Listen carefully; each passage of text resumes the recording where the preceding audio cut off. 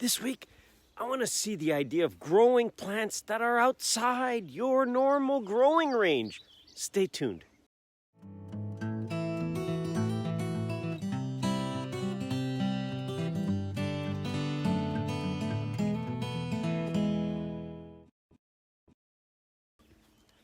See, I've often heard people, well, why don't you just grow this and why don't you just grow that? And go ahead, grow all kinds of things. Just try things. I've often had people tell me, have you tried this? Have you tried that? Have you tried these different plants? I've tried a lot of plants. And I've tried things that don't normally grow in our area. And that's a good thing. Try it.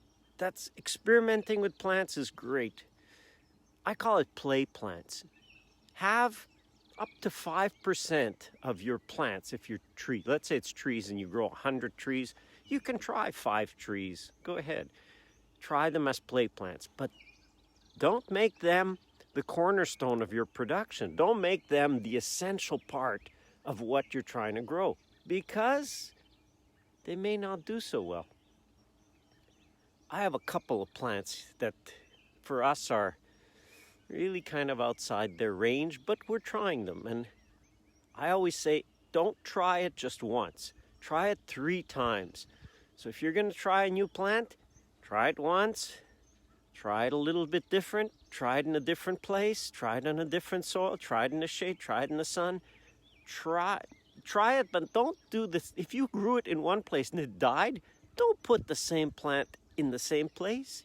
There's a reason why it died there in the first place. So try it somewhere else. So if you try it and it didn't work, you try it somewhere else and it doesn't work. You try it 3 times and it doesn't work, well then don't keep trying it. Maybe you want to try a different cultivar. Maybe one is hardier and that's fine. But there is a limit to how long you should keep trying it. Try seedlings, that could work.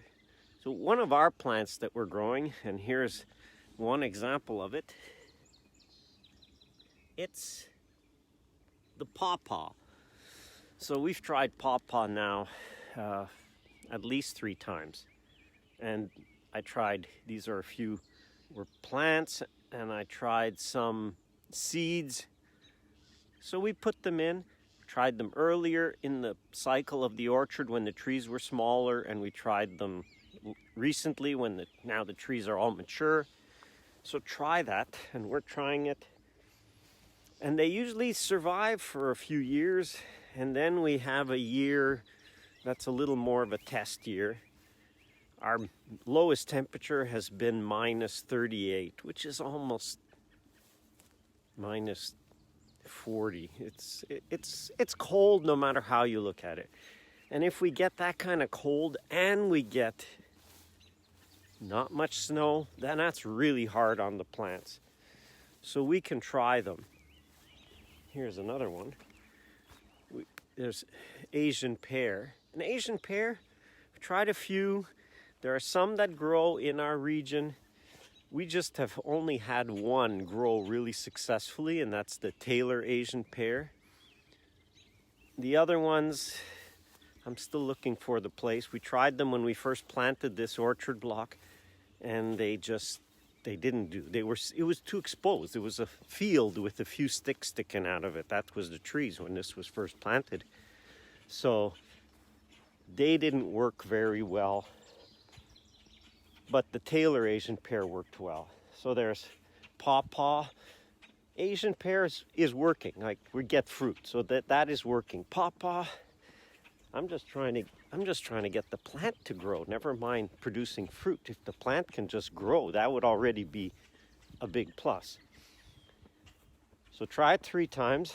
And there's one last one. Let me show you in this next block that is, well, I've tried it at least 3 times already. And the only plant that I have surviving left of it, and I've tried several cultivars, and I've tried a seedling tree, is peaches. So you think, well, peaches grow really easily. Well, maybe where you are, but not where we are. Peaches don't grow here Nobody grows peaches commercially here. People try peaches. Oh, a little bit of black knot. Here's what black knot looks like in the early stages. See that? The brown swelling. So if I see black knot, I remove it as I see it, and that way it's easier to control if you stay on top of it. If you let it get away from you, then it can be quite a problem. Let me show you. I don't think I even have my really unsuccessful one. Oh yeah, here it is.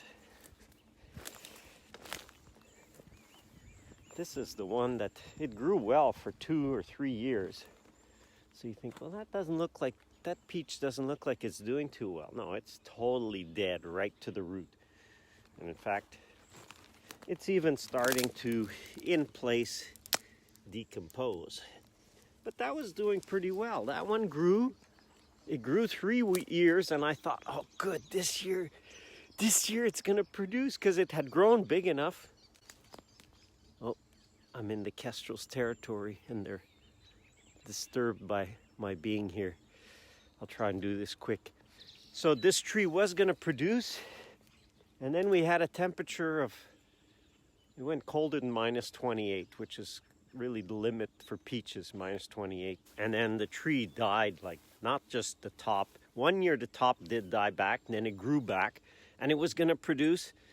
And then we had cold enough, we had -33, I think. And then the tree just died right to the roots. Like in the spring, nothing came up, nothing happened. It was totally dead. And I have one more here, somewhere here, that I'll show you. It was one, and peaches are one of the few trees that you can grow from cuttings. You can't grow that, not many fruit trees will grow from cuttings, but peaches will at least, you'll get something on some of them. I tried 50 and I got 3. So it's not even 10%. And if you get 10% success rate on them, that's pretty good. So here is our peach tree that we grew from a cutting. You see, it's doing pretty well.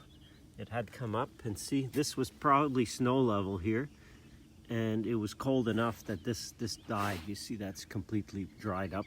So it's coming back from the base. This branch was probably covered by the snow, so it didn't freeze back.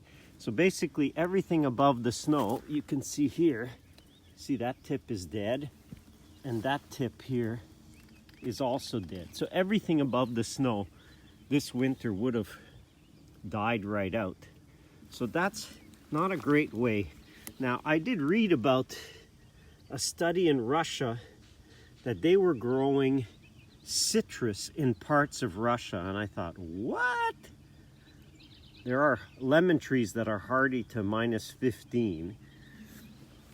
And how they did that was very interesting. They actually did a horizontal espalier. That means they grew their tree and they grew it on a trellis, espaliered horizontally, not vertically.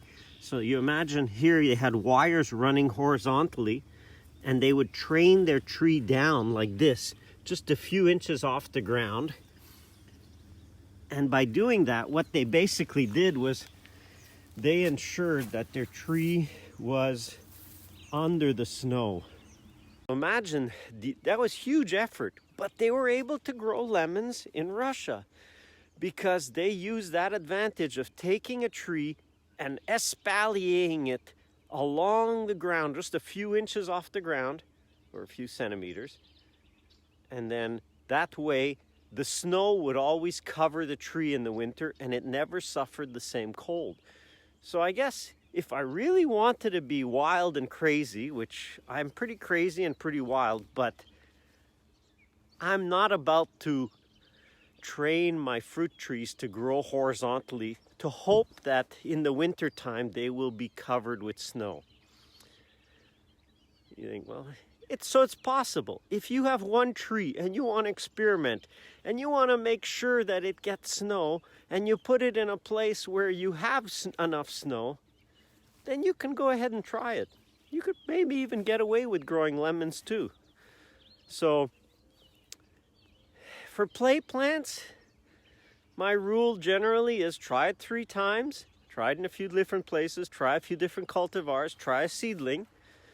But you know what? Keep it to 5% or less, because nature bats last. Nature has the last say. And you have done everything you think. I did all kinds of things. I read about all kinds of things. I heard all kinds of things, and I'm trying them. Go ahead, try it. It's good to explore and try. Use microclimates, put it up against the house. That's certainly like an obvious one to try. But we're in an orchard situation, and there's no house or fence to put it up against. And so we're trying it basically in the field situation. If you've got a microclimate, yes, please use your microclimate. Grow it up against the south wall, yes, do that. But we're trying to do them in an orchard situation. And in this case, we try them in different places, different situations, and if still it doesn't work, after 3 times, I can confidently say I will never have a peach orchard here unless they develop some peach that's able to resist minus 35, which I'm not holding my breath for. Yes, go ahead, breed a peach that's resistant and fruits at minus 35. And please let me know if you have that, and I will grow those peaches for sure. But I'm not holding my breath. Every plant has a range, and if you're outside that range, you're outside that range. So try a new tree, try something, explore it, see the limits of it. But be realistic. There is a point at which you say, okay, it won't work. It's not after the first time, and it may not be, because you may have just got the wrong cultivar. You may have got one that's just not resistant to the temperature range. Get the ones that are known to be the hardiest, try them. That's what we did with peaches.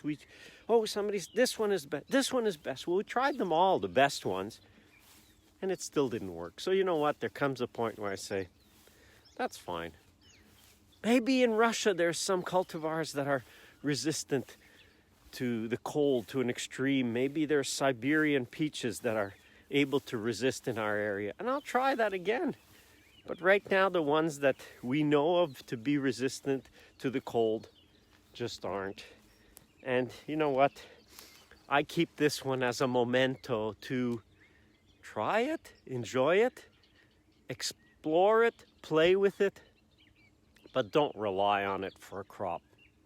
So thanks for watching. Have fun. Explore your plants that are outside their usual range. Let me know how it works out. Thanks for watching. See you next week. Bye. Hey, please subscribe and check out our latest video. Winter, which we pretty well get every... Oh, a green heron. Wow, it landed in the tree.